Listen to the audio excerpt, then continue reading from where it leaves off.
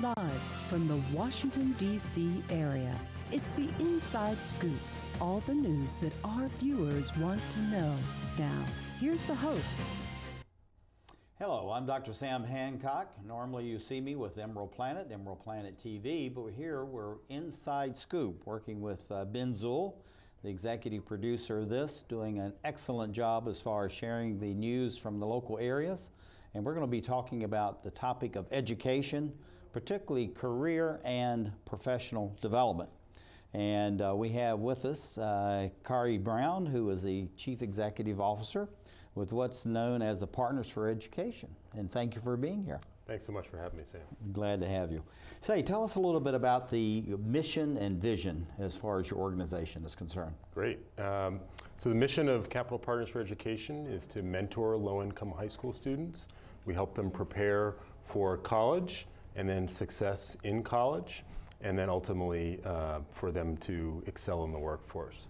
You know, you're working in an area that we've been working in ourselves for about 8 to 9 years now, which is Ward 8, Ward 7 in the southeast of Washington, D.C. Tell us a little bit about that area and why did you select that area? Because many people are trying to be in other wards, which you specifically selected to be there. Sure. Well, you know, our mission is to help low-income high school students, and we really focus on those neighborhoods with the highest concentrations of poverty, and certainly Ward 7 and 8 are areas where young people don't have as many opportunities. You know, 50% of the young people in Ward 8 live below the poverty line, and so those kids need some additional help, you know, to have sort of a level playing field with peers, you know, that they would be competing against to be able to go to college and for jobs in this area. Now the whole thing about it, looking at that area, when I'm there, you go out, you meet the youth over there, even the adults. They're very engaging. Yeah. They want to be involved, you know, within the city, to have jobs, to do all the thing everybody else is doing. So what is it that you're doing specifically as that bridge from this area that's in the southeast, but yet back into all the mainstream of what's going on within Washington, D.C. itself? Because you're only literally 5 miles from the capital of the United States. Right, yet that 5 miles can be a great distance, you know, in terms of what the opportunities are like. So for the young people in the neighborhoods where we're focused, they may not have people that they know outside of people in their school who are graduates of college. And we know that a college degree is really the best way to unlock you know, your potential and to have some economic mobility in your family. So what we do is we pair each student with a volunteer mentor who works with our students throughout their time in high school and then into college. And it's that one-to-one mentoring that's, you know, it's supported by our staff and by a curriculum that helps our students really reach their potential, and it continues with them for, you know, 8 years. Because it's really important that our students get that continued support to help them with important transitions in their life, and ultimately helping them in their, you know, start a job and be able to have some, as I said, economic mobility in their family. Oh, and looking at this whole thing, what are the age range that you're working with there, and also the various courses and classes that you're dealing with? Well, we start with students when they're beginning their 10th grade year. We're focused on kids who are in the academic middle. So they may not be at the very top of their class, and they're not at the bottom of their class, but they have the potential to do college level work. And so what we do is we just help them stay on track. And these are kids who would otherwise probably not get that support. Kids at the top, kids at the bottom, there are lots of opportunities for them. This middle group is often a group that gets left out, particularly in poorer communities. So what is in your background? Why did you want to actually dedicate your life to students and to education? Well, I have a non-traditional nonprofit executive background. My first job out of college was playing professional basketball in Europe. I lived in Helsinki, Finland, and after coming back, I stayed involved with basketball and working with young people as a coach, a high school coach. And through those opportunities, and I thought I wanted to become a teacher and a coach. I would do that for the next 40 years of my life. Went to graduate school to get a master's in education, and then I pivoted to the nonprofit sector. So my first sort of job after earning master's degree was as an acting executive director here at Capital Partners for Education.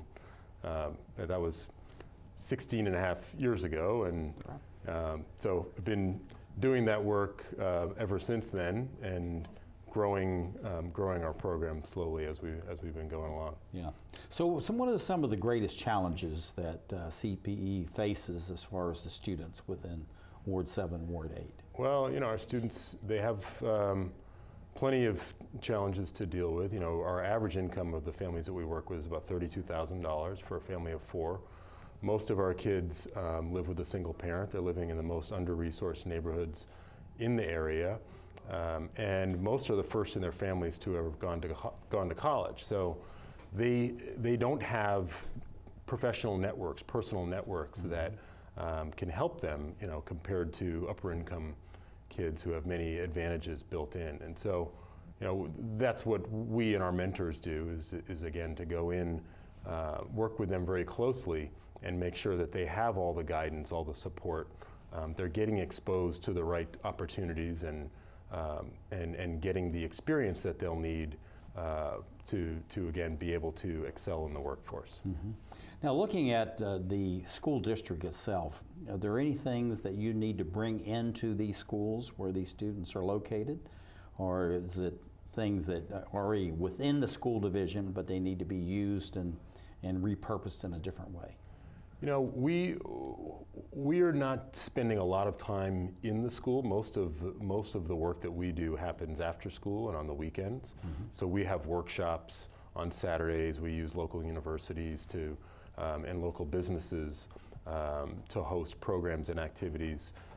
We prepare our students and mentors to meet on their own time. We do visit schools and visit with students at school. And we work very closely, particularly with guidance counselors and administrators at our partner schools. And they share information with us and we share information with them. But in terms of specific curricula that's happening during the school day, no, there's not as much of that. Yeah, looking at that as far as working with the guidance counselors and administrators, what is your role as far as that is concerned? Or are you really taking these students from their classes, giving them special opportunities, then bring them back into their normal school environment, or are you actually involved directly with the counselors and the administrators in the schools? Mostly we're working with the counselors. They help identify students for us. They'll share information with us to help better support the students. Again, we can share information with them as it comes to us. And so there's not a lot of activity that's happening during the school day that we're driving content and working with them. But we do work very closely with the college application process and making sure that we're supporting those guidance counselors, those college counselors, and providing whatever additional information that students and families will need through that process. Mm-hmm. So looking at all this, what are some of the success stories that you could point out and just really excite you, keep you going back on a day-to-day basis and say, this is what I'm doing, that's why I'm here. Sure. Gave up basketball, so I'm out here with these students. How much time do you have? Because, Well, we got 2 or 3 would be sufficient. I'll just tell you, the one I've been bragging about the most recently, about 2 weeks ago, we brought our first alumni board member onto our board. And this is a young woman that I met when she was 14 and was applying to our program. She has since earned 2 Ivy League degrees. She was a teacher and is now an administrator for a national education program. So she's a leader, and I'm incredibly proud. There's nothing better about my job than the opportunity to work with our alumni when they come back. All the time now, I'm getting opportunities to take our alumni out to lunch. We have nurses, we have teachers, we have lawyers, we have business people, nonprofit people, and they're coming back now to mentor with us, coming back to be donors, and now we even have a board member. So I have dozens and dozens of great stories that I could share with you, but I know that we don't have too much time. Well, in looking at all that, actually you share dozens of stories. So, you know, you're looking at the various categories as far as nurses and police officers and all these others, and I think that's absolutely fantastic. But why do you see that your work is so important? That you really do. We were just teasing a little earlier about going back day to day and really excited about being there. But I saw you speak at our Rotary Club of Washington, D.C. You truly are that excited. And you do that on a day-to-day basis. So what is so important about your work that actually keeps you just coming back, what, 17 years now? 17 years, you know, and in that time I've seen progress in our city in Washington, but that progress is not getting to everyone. And so things that are happening in Washington, you know, are I think emblematic of things that are happening in the country, where you have lots of people doing well, but we're really drifting apart, I think, between the haves and have-nots. And there are people, we talked about wards 7 and 8, young people who are living there are really not getting the types of opportunities that and the type of support and preparation that they really need, you know, to be successful adults. And so we've had success in, you know, with the small numbers of students that we've had at CPE. We need to grow. We need to serve many more. In the last about 4 years, through some changes in our program, we've been able to triple the size of our student body. That's fantastic. And so we're now, thank you. We're now supporting nearly 400 students in high school and in college, but that's just not enough. And so we're working on plans to be able to double from that yet again. And you know, the need is certainly there. And so we're committed to trying to do as much as we can and getting the community's help. We need the community's help as volunteers, people to support us financially to be able to do this, because we rely, you know, we work with nearly 500 volunteers every year. About 400 of those are people who are working with us on a regular basis. So it's almost a 1-to-1 ratio then, as far as volunteers. It's exactly 1-to-1. The number of students you have right now. 1-to-1 mentoring, and then we rely on other corporate partners and many other volunteers who help us throughout the year. I believe that that is scalable, but we just need the community's support to be able to, you know, help lift young people out of poverty. What do you see for the growth and expansion of Capital Partners for Education over the next 5, 10, 15 years? We've got about 20 seconds to do. We're working aggressively to prepare for, to scale up further, helping students in college, and then really helping young people prepare for the workforce. Okay, this is Khari Brown, Chief Executive Officer for Capital Partners for Education. Thank you for being with us as we talk about this very important movement, actually. We want to go nationwide as we look forward to the Inside Scoop. Hi. You think you're probably sober? Yeah. But you're thinking about taking the back roads home, just in case. If you're probably sober, then why would you do that?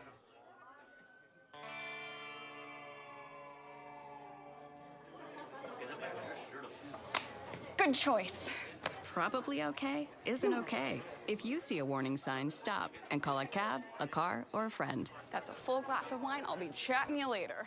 Hey, Gabby, how you doing?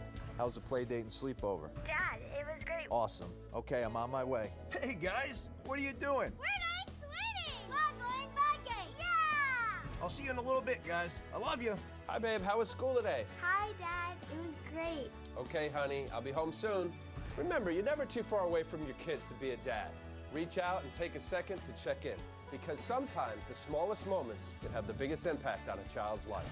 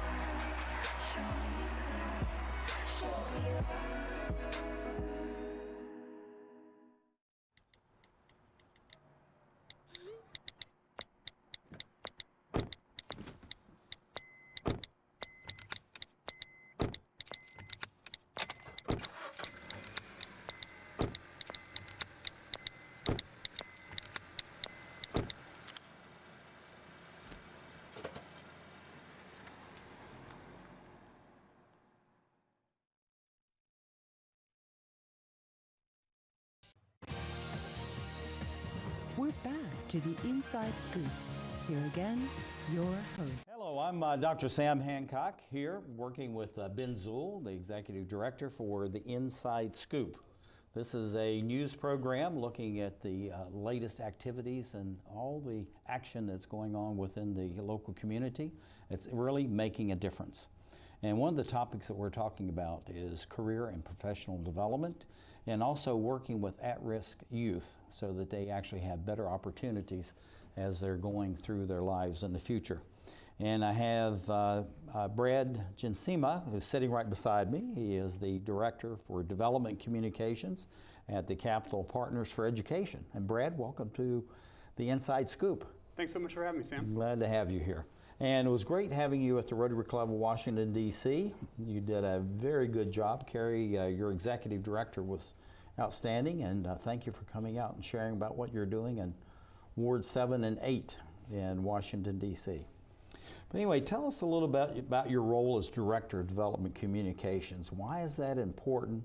And then why is your organization so important? And I'm going to reverse this in Wards 8 and 7, which is how we normally think about that area. Sure. Well, thanks again for having me. My role is important because Capital Partners for Education exists thanks to the generous support of our donors and thanks to our one-to-one individualized mentors. We work with over 500 volunteers and mentors throughout the city, and we work with a number of corporate partners and philanthropists throughout the city. And so my role is to work with them to help support CPE and our students and ensure that our students have the resource, the skills, and the training in order to graduate high school, complete college, and thrive in their career. Well, looking at the work you were doing there, Capital Partners for Education, I mean, it's really doing good work. Your Executive Director explained it very well, but from your perspective, because he's day-to-day working with the students, and you're really working with the community and trying to get the community involved. So looking at your activities, how does that actually color the work that you're doing and the impact that you're having as far as the organization itself?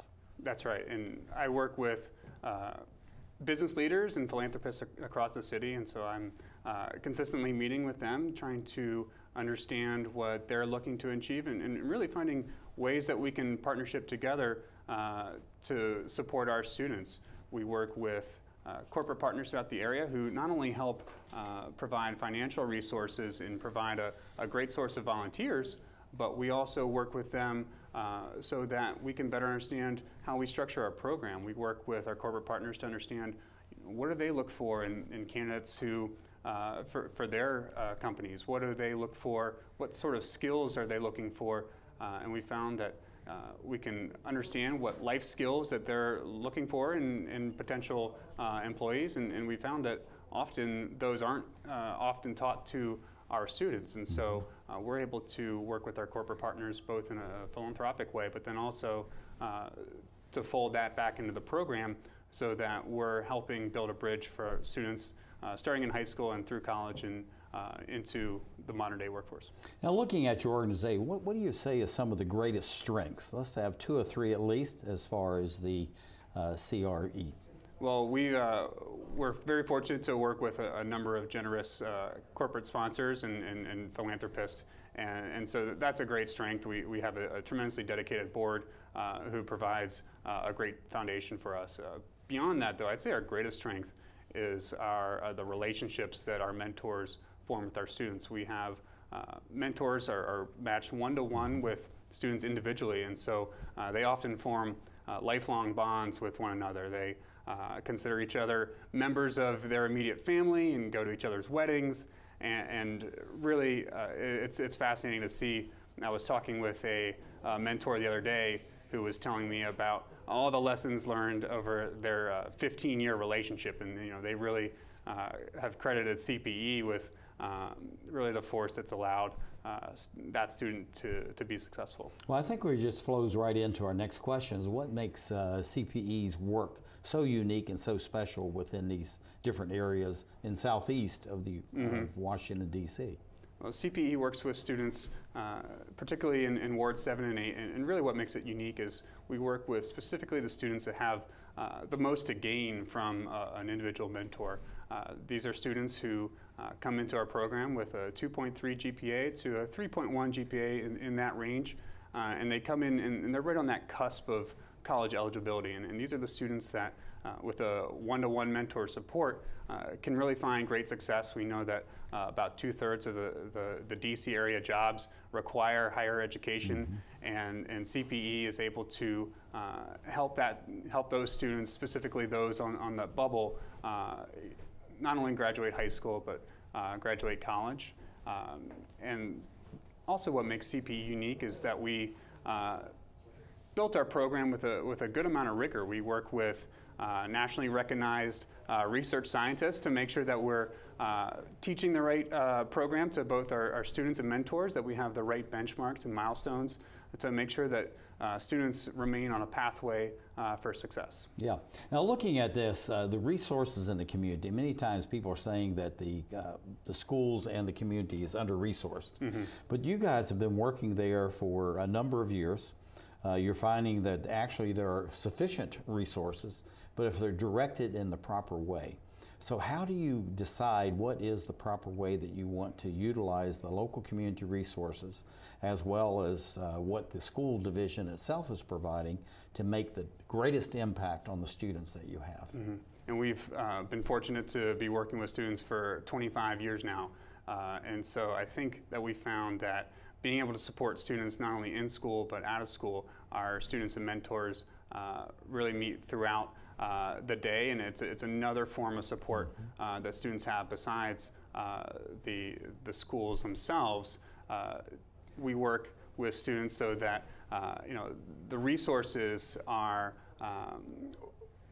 We're trying to find the right ways in order to support students, and there's certainly no shortage of strategies or opportunities to do that. And so, it's really my role to find the resources and provide more for our students so that we can help them in the best way possible. That's fantastic. People sitting out here may say, gee, I'd love to be a mentor. And I have, math or science, the STEM skills or the STEAM, adding the arts to that. So what would be a typical role that someone would play in the life of one of your students, or maybe different tracks, the science, mathematics, the arts, and what would they be doing on a day-to-day or week-to-week basis, however many times they normally would meet with their students? Well, we've been fortunate to have a number of volunteers, again, about over 500, and they really come from a variety of backgrounds. Many of them come from STEM careers. We work with some of the largest employers in the area, and really we're fortunate to have a number of mentors that we can match those mentors specifically with students based on their areas and based on their interests, so we can find the matches that really can help support students in the best way possible. We work with a number of government contractors in the area, being Washington, D.C. We work with a number of nonprofit groups. We work with mentors really from a number of the different careers in the area, so that our students have the knowledge and really the exposure to a bevy of career options. So that's been fascinating to see and meet all the different mentors and students, and really how we're able to help them in an individual way shape their career goals. Now, how do mentors find out about you, and do you find out about mentors? What's that process to link them together and then to start creating this very creative networking opportunity? Mentors come to us. Typically, a lot of them come through our website cpfe.org. Mentors can find us there. We're always looking for new talented mentors, because we know that bringing the community together and really to support our students has had a tremendous impact. Where so our students through those matches can really achieve a lot, and really would not have those opportunities were it not for our mentors. So cpfe.org is a way that mentors get involved. We also work with a number of partners throughout the area, both in the school system and our corporate partners, to provide some pipeline and avenues to become a mentor, but anyone who would like to get involved, we're always looking for new and better ways to help support our students. Well, that sounds very exciting that you have all these opportunities for mentorships, because there's many people that are in the just entering into corporations or maybe even nonprofits. They're looking for a way to promote themselves, to gain new leadership skills, and then maybe even middle management. So all of these ways are allowing the people in the community to gain skills, because I've heard many mentors say, I learned much more, you know, than I thought I'd ever would, but also I think I learned much more than what the mentee actually learned from this experience. Absolutely, it really is a two-way street. Our mentors gain valuable life skills. We talk about teaching those life skills. They gain valuable life skills. They gain new perspectives, and really our mentees also obviously value from our mentors' expertise. But it really is a give and take, a two-way street, and those mentors and mentees do support one another. So that it's really fascinating and powerful to see, particularly when you're talking with a mentee and say, or with a mentor, and they say, you know, I really learned something the other day from talking with my student. Yeah, we have many mentors within the Rotary Club of Washington, D.C., and they always come back and saying that, and at the end of the year, they talk about what they've learned, you know, from the mentees. And so I just think it's absolutely fantastic that you're actually providing this opportunity for the community as well as the students. So I think it's much credit to your organization. We're just about running out of time, so members of the community, we think we went over that as far as how they get involved and come through your portal, as far as your website, actually see you in action or contact the schools. So what do you see for the growth and development expansion of your Capital Partners for Education, say over the next 5, 10, or 15 years? What do you see? Well, we've been fortunate again to support students for the last 25 years or so, and really within the last 5 years we were mentoring about 110 students in 2012 and now have nearly 400, and so we've grown tremendously in the last 5 years or so, and really in the next 5 and 10 years we hope to get to as many as 1,000 students, and so we're working to better understand how we can support more students and support them in the ways that they need help, and so that we can make sure that they remain on those pathways to success. That's fantastic. Well, the very last question, you don't even know about this one, but what has been the personal growth and professional growth that you've gone through? We have about 20 seconds, but what do you see? How has this empowered you? How has it changed you as a human being working with all the people in these areas? I feel so fortunate to be in the position that I do, and I've learned so much from our students. They really are a motivation and really show you what's possible. They're dedicated, and I'm excited for what they're going to do in the years to come. That's fantastic. This is Brad Jensema, is the Director of Development Communications, Capital Partners for Education. Thank you for being with us as we look at education in our area as we create the Inside Scoop. Papas out there, let's stop what we're doing and take a moment to be with our kids. They can be loud moments, goofy moments, dorky moments. It doesn't really matter. Every time dads take a moment to be with their kids, it's pretty momentous. So let's all take a moment to make a moment today. Hey, did you know that 2.4 million loving cats and dogs in shelters and rescues need our help to find a home? Go to theshelterpetproject.org and search your local shelters and rescues. Go for a cuddle with your next best friend. Adopt. Okay, so we drowned the fire, stirred it, drowned it again, and now just feel if it's cold. Yeah. Cool.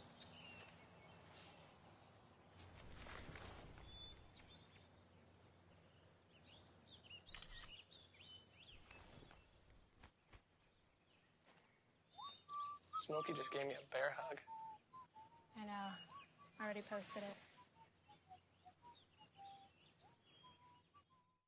We cannot be bystanders. We can stop to make sure someone is okay. We can warn someone when their drink isn't safe. And disrupt the situation.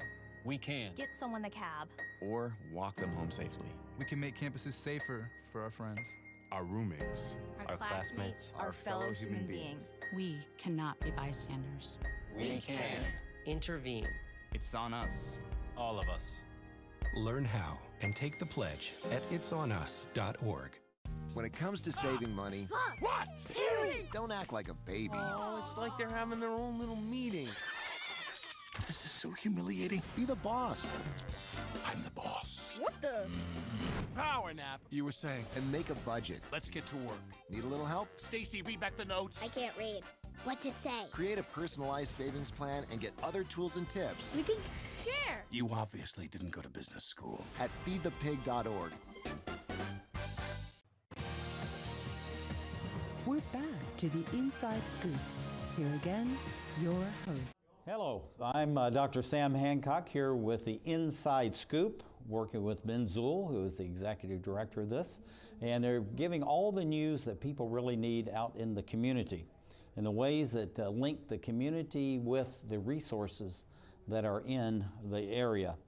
So the whole thing about looking at education, many people think that we have to go K-12 and then we graduate from high school, we go on to university, then possibly into a master's degree and on into the PhD, and that really is what the educational chain is all about.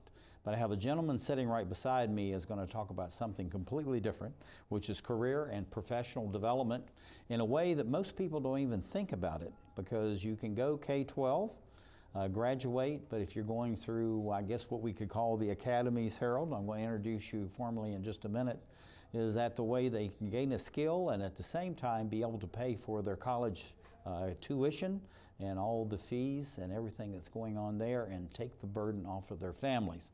This is Harold Redden. He is the chair of the Automotive Dealers Education Institute, a very fine organization and something our Rotary Club of Washington, D.C. has been supporting for a long time. And also he's general manager of Fitzgerald Auto Mall. And Harold, welcome to the Inside Scoop. Well, thank you, Sam. Glad to be here. Good evening. Glad to have you with us. Tell us a little bit about the Washington Area Automobile Dealers Association, WANADA, and why is that so important? Well, WANADA is a trade association for the Washington area new car dealers. And they manage a variety of different issues for car dealers. And one of the very important ones to us is the upbringing and education of entry-level automobile technicians into our industry. As you may know, our industry has been selling, record numbers of cars for the last almost decade since the economic downturn. And that's created a huge shortfall of auto technicians and made the career choice a very important one for a lot of young people. Now, looking at this, as far as WANADA is concerned and the Automotive Dealers Education Institute, they work hand in glove, and the car dealers are very excited about this and have been for a long time to prepare young people to come in, male or female. So why is WANADA so excited about this, and the fact that you're really providing this as a service out to, like yourself, the car dealers, and bringing this bridge between the talent that's in the schools and then the talents needed as far as the dealerships? Well, the service is both to the dealers who need technicians, but it's also to the young people looking to start a career. And so WANADA's program, part of it, helps match up those individuals with dealers that have a need for technicians, which is practically every dealer in our area. WANADA operates this program currently in both Montgomery County and Fairfax County. And the most likely candidate for our program is a individual that's in the auto technology curriculum in high school. And once they graduate the high school coursework, they enter into this program. Most of the time, those individuals have met dealers, have worked with dealers in shadowing experiences and so forth. And they know the dealers, and the dealers are willing to sponsor them into this program. And the beauty part of it is where in a traditional automotive education situation, an individual might run up a $40,000 student loan over the course necessary to get the curriculum that they need to pass the industry certifications. The dealer sponsors that. The individual's able to work. The way the program works is they go to school in Fairfax County for 2 nights a week, and in Montgomery County for 1 full day at the Montgomery College. And then the rest of the time is spent in the dealership working with a mentor, and they earn money. So they're able to make an income while at the same time getting a valuable education. You know, and also too is if they want to, they could actually be taking college courses like at Montgomery College or Nova, Absolutely. or at the George Mason University or any of the fine universities within this area. So there's really no limit on what they can do and how they can perceive themselves as being successful in moving forward, right? Precisely, and as a matter of fact, we certainly promote that they get college credit for their credentials. In Montgomery College, they can take their ASE credentials, which stands for Automotive Service Excellence, and they can convert those into college credit as they achieve those credentials. How do you keep the curriculum current so that you have the latest technologies being learned, the latest technologies that the dealerships are faced with, and there's a direct match between those two? Well, that's a big problem, especially now since we have a lot of new technologies on the forefront. We have alternative fuel vehicles, hybrids, electric vehicles, and autonomous vehicles that are being talked about a good bit. And so I mentioned ASE, which is the credentials that the technicians earn.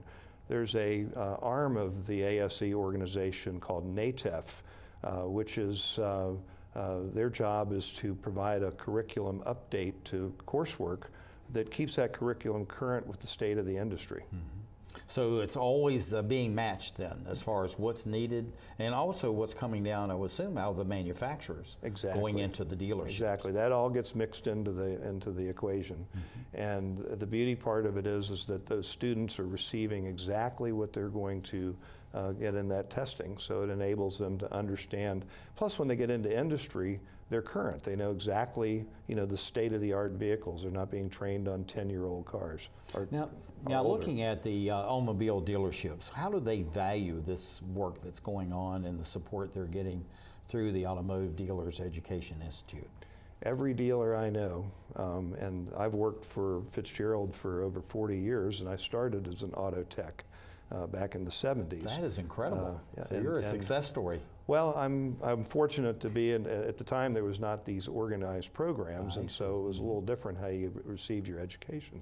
But dealers find this very valuable because the number one thing they have to do to satisfy their customers is to correctly repair their customers' vehicles. And so you need people that work in that profession that know what they're doing and can effectively do whatever kind of work is needed, from recalls to maintenance work to diagnosis and repairs. So it's very important work. And customers judge us more than anything on our ability to repair their car correctly the first time. Yeah, and that's very important because they don't want to keep coming back and back and exactly. back. And that's what allows the dealer to have a great reputation with his customers. Not the only thing, but it's a very important thing. And so at Fitzgerald Auto Malls, over half of our incoming technicians come from this program. So we really believe that is incredible. Yes. Over half. Over half. Yeah. And we have some second generation folks that have started out in this program. Oh, that is absolutely incredible. Looking at high school students and then going to the adult learners, are there two different tracks that they go through? And if so, how does one get in, say, to the high school curricula? And then the adult learners, what do they do that's different than going through the high school setting? Well, first of all, I think it's important for the viewers to understand that the WANADA program has 5 modules. And so it's accomplished in 2.5 years. Each one of them is a semester long. Now, is this like an apprenticeship, or is this actually formal study, or both? This is both. Both, okay. Both. So the program has those 5 modules. For someone that's coming out of high school, for example, we in a progression would organize the delivery of those modules. If we have technicians that are already in the industry and maybe they're certified in 5 of the 8 areas that's necessary to become a master technician, they may just a la carte take the modules that they need to complete their education process. People that aren't in the industry, maybe that are in their 20s, 30s, 40s, WANADA employs a program manager who screens those employees for aptitude and matches them up with dealers. And so someone that's not coming out of high school, if they're interested in this and they have an aptitude for auto technology, they have an opportunity to be paired up with a dealer and for the dealer to sponsor them. So I'd say probably 20% of our students come through that way. I've done. Looking at this as far as the adult learners, why is it important for them to look at going into maybe being an automobile technician in today's world? Because many people can go into IT, information technology, there are many other skilled trades they can go into, but yet it seems like really the advancement, a lot of that really depends on the automotive industry itself. Well, the number one reason is it's a very, very high-paying career. So share some of that with us, because many people, you know, say, really? Well, they don't understand that. We have technicians that approach $100,000 a year, and some of them, you know, the exceptional ones, much more in some cases. So you can kind of regulate based on your aptitude and your skills and your knowledge and how well you executed all this curriculum that you received. You know, you can control where you go. And you know, someone that understands how an automobile works is just worth their weight in gold. Yeah. And in the days of the backyard, you know, junkyard working on cars and all that's gone way, you know, it's long gone, because it's all about computers and how you tie computing in. Because really you have this huge computer, and there's also a car attached to it. It's almost the way to look at it. Well, it seems like the technology in our automobiles surpasses what was on the Apollo space missions and the navigation to the moon and so forth. It's incredible, the technology that exists in them. We were talking about the adult learner and how much they can make, you know, and this really is getting into high figures. But a high school student starting out, so they have their 2 years or so within the high school, what can they expect?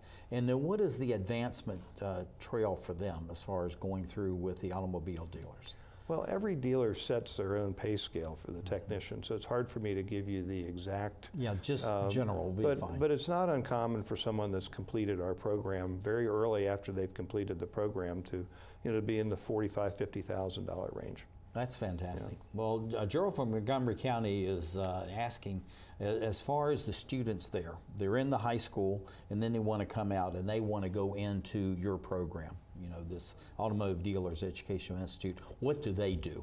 Because they already have some experience, they've done the shadowing and other kinds of things. Then how do they progress through these 5 modules?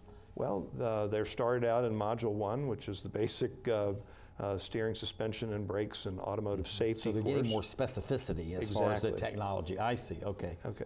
And then they progress through. No, so they go from there. Well, we're out of time. And tell us a little bit about what do you see over the next 4, 5, 10, 15 years, WANADA, where it's going as far as sponsoring and endorsing education? I see this program expanding more in Fairfax County.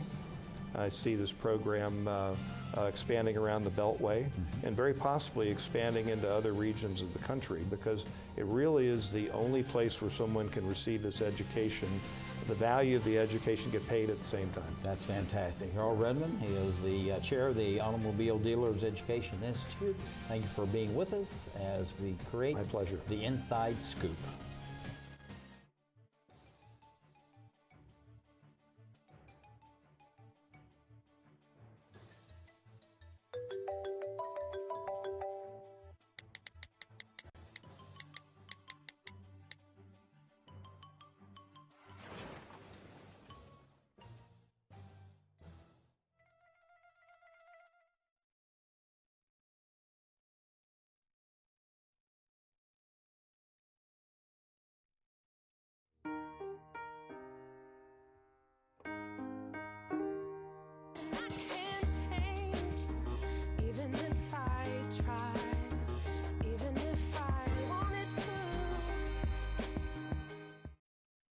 Guess what? I have some news for you. There's free food right there, junk food. You see that truck? Oh, jeez. It's a 2 Michelin star chef. All for free, ladies and gentlemen. All for free. Here we have a panzanella with summer vegetables and pesto. Enjoy. How we doing? Fantastic. So what do you got going on underneath that plate there? This food is really about to be thrown away. Yeah. Is there something wrong with this food? Where did you get it from? From farmers markets. They put aside the ugly vegetables and the ugly fruits. Carrot top, soft avocados. It was all food that was going to be discarded. Even the drink you had is made from like a little bruised peach. Did it taste a little bruised? Great. It's good. The average person throws away 24 pounds of food a month. That's a lot. Isn't that a lot? Go visit SaveTheFood.com for more information. Thank you. Junk food time!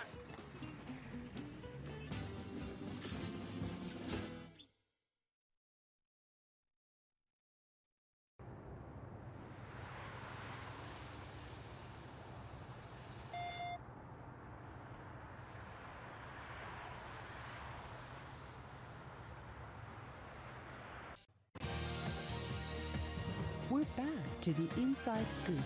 Here again, your host. Hello, I'm Dr. Sam Hancock here for Inside Scoop, working with Ben Zuhl, the executive director for this very educational program. And it's looking from all over the area as far as what is actually going on and how to bring the news from the local community into your home. I have Steve Bowden, who is the supervisor for the Automotive Trades Foundation, Montgomery County Public Schools. And welcome, Steve. Thank you for having me. Glad to have you with us. Say, tell us a little bit about what's going on as far as the Montgomery County Schools and the Automotive Trades Program. Great. Montgomery County Public Schools offers a variety of career and technology education programs. Our goal is to make sure that students get to explore opportunities before they leave high school. Mm-hmm. So through innovative programs like the Automotive Trades Foundation program, which was created back in the mid-70s, we give students the opportunity to explore the operation of a licensed used car dealership while they're still in high school. So not only do they have the opportunity to explore the various career opportunities that a car dealership would have to offer, but they also get to earn college credit while they're still in high school. See, I think that's absolutely fantastic. So you're really not duplicating things, but you're allowing them to have a dual level. They're gaining very practical skill training, and at the same time taking university credit. How does that really work, and where does the university credit come from? Okay, well, we have articulation agreements with local institutions like Montgomery College and Community College of Baltimore, and so anywhere where there's overlap in the curriculum that we're delivering, there's a college equivalency to that. In addition to that, the students are taking curriculum that's based off of the NATEF, or National Automotive Technicians Education Foundation, and that program is also correlated with college. And so if a student is able to pass those industry credential certifications, they're able to earn an equivalence in college credits. Mm-hmm. Now, looking at this, many times people are looking at the university credits or going through and getting their degrees. Mm-hmm. But yet more and more certifications really is the currency of coin. Mm-hmm. And it's really important for them to have these various certifications. So looking at that, even though they can apply that for college credit, why is there such an emphasis now on certification, particularly in the automotive industry and some of the other trades that you're actually teaching in Montgomery County Public Schools as well? Well, I think the key is to make sure that students have the opportunity to explore different things so that they can find out what they're good at, and that way you can match their aptitudes and their interests with the things that they really do well, and they can continue studying it, because we all know when we study or do something that we enjoy, we put that much more effort into it. And so when it comes to college and careers, at one point folks thought, you know, college ready is career ready. That's not the case. There are many folks who go to college and end up back at home in their parents' basement because they haven't had that opportunity to explore different things and become really good at them. Through the career and technology education programs of Montgomery County, you're able to not only explore different things, but also become college and career ready, which is very important. Yeah, through the WANADA program, which is the Washington Area New Automobile Dealers Association, they're very keen on education because the dealers really need good, skilled people. At the same time, they want bright people that are willing to progress, to learn new things, to stay current in the trade. So looking at Montgomery County Public Schools, how are you structuring this so people become inquisitive, they have the basic foundation skills that they need so they can keep progressing in the trade, but yet still use the trade that they've learned, but keep enhancing that? Well, one of the most critical parts to a good educational program is making sure that you're tied in with your business partners in the community. And so the Washington Area New Automobile Dealers Association, or WANADA, has been a premier partner with Montgomery County Public Schools back into the 70s. In 1978, they created this nonprofit educational foundation, the Automotive Trades Foundation. And I was actually a student that went through these programs many years ago, and now I have the privilege of helping other students explore different careers through those programs.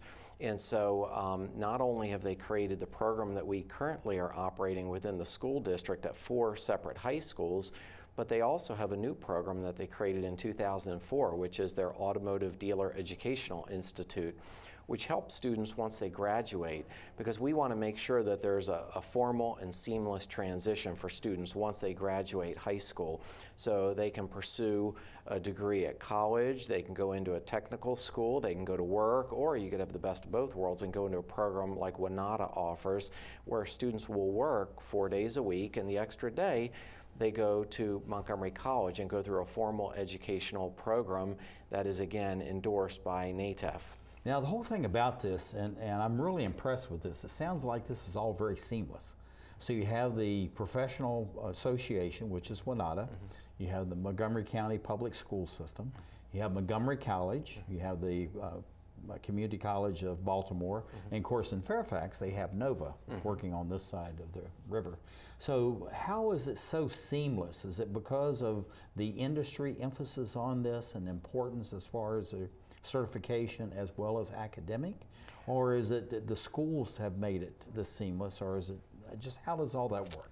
I think that that there's an importance to valuing other people's opinions, and so we have board meetings where we bring together all of those stakeholders, the high school system, the post-secondary partners, along with our business partners, and it's all led by our business partners, and that's the critical part of it. And WANADA helps kind of wrap the bow around it and make sure that everybody is working well together. And so through this organization, we're able to make sure that we're meeting the needs not only of the kids who are currently in school, but also beyond that, because we know that every year that, say, a teacher is teaching a program in school, if the industry is changing and the teacher's not keeping up with it, you're a year behind. So working together and making sure that there's a group and a formal structure for allowing the business community to interface with the school system, and allowing the school system the opportunity to provide career enriching experiences like field trips or industry visits through our local dealers is just critical. And then the fact that the Dealer Association has a program that's absolutely free to students, so if they choose to pursue this industry, they have that opportunity. So you can actually learn while you're earning money, and so they leave this program potentially a master automobile technician with 0 college debt. Yeah, that's absolutely fantastic. And the whole thing about it is to give them a skilled trade that they may go into IT or anything else, and then several years later they may say, hey, I really like working with automobiles, and they come back in and they refresh the skills, their training, the computer aspects of that. But looking at this as far as the teachers are concerned, you raise really an interesting statement there about making sure that the faculty are staying current. So through what you're doing with the public schools, Montgomery College, WANADA, other educational institutions, how does the faculty stay current in all of this? And they do that on a year-to-year, or what's the basis for that? The teachers for all of the organizations, including the school district, Montgomery College, and the CCBC program, they're all master automobile technicians. And so there's a requirement, not only a testing requirement, but also a training requirement for those teachers. And so, for example, our teachers will sit side by side with practicing technicians getting professional development from the manufacturers. So the professional development component is critical, not just for the teachers, but also for the curriculum portion as well. So NATEF takes care of our curriculum to make sure that there's an alignment with the skills that are really needed in industry. And then we provide that professional development to make sure that our educators are state-of-the-art on the edge, because every year as you see new cars roll off the manufacturing plants, you see that the technology is just incredible. you know, the things that are coming are quite exciting, and I don't think it'll be long before we have autonomous cars. And remember, those are all, you know, the types of technology that our students are going to be facing when they get out into the work world. So we have to make sure that we're looking 3, 4, 5 years into the future. And the whole thing about that is that they're hands-on right now with all this. And as the technology's changing, they're actually changing with that. And so your faculty is doing that same thing. Exactly. So do they actually continue to have their certification? So this is something that goes on to continue their professional development, but at the same time to allow them to have the certifications that recognizes the type of training and education they're getting either through the manufacturers or through the local dealers association. Exactly, and both are critically important to make sure that you know, when we say a student is, you know, we're teaching the student and they're learning, that's okay, but when you get the outside validation of an industry certification or an industry credential where they've gone to the independent testing facility and they've tested them and they show, yes, this student has met standard, that to me is the critical portion of it.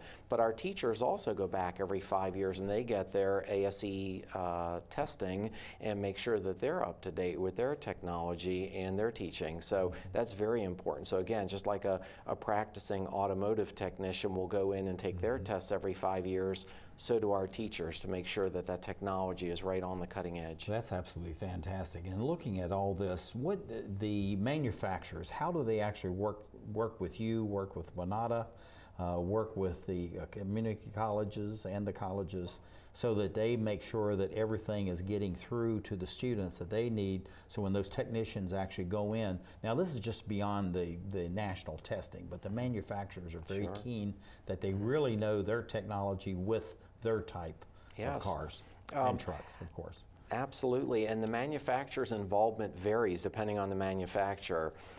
They're very much welcome to get involved with the Automotive Dealer Educational Institute program, but one way they've incorporated that into the training is they make sure that 1 hour a day is dedicated to manufacturer training in the ADEI program. So as the students take that the 1 day at Montgomery College, 1 hour is dedicated to making sure they've got the manufacturer-specific training. So when they go back to the dealership and the mentor they're working with, they're trained in the latest technology by Toyota, Ford, GM, BMW, whatever manufacturer, you know, the dealers. So that's going to track whatever manufacturer that they're actually working with. Like Absolutely. You said, GM or Ford or Toyota, Honda, whatever it may be. Absolutely, and in many cases, some of the manufacturers won't let you make repairs on the vehicle unless you've already proven competence by getting that certification through the manufacturer. Last question, and we're about finished here, Steve. What do you see for the growth and development as far as this training program, but going across the whole system? The dealerships, the colleges, and the public schools? Well, right now there's a huge technician shortage for well-trained, high-tech, really bright students, young men and women who are interested in pursuing careers in the automotive industry. So I think that they've got great opportunities because everyone's working together, the dealers, the Washington Auto Dealer Association, the school districts, both Montgomery and Fairfax, along with our post-secondary partners. So I think that the time is right for students to get involved. Steve, thank you for so being much. with us. Absolutely. Steve Loden, Supervisor, Automotive Trades Foundation, Montgomery County Public Schools, as we look around the world, as we expand the inside scoop.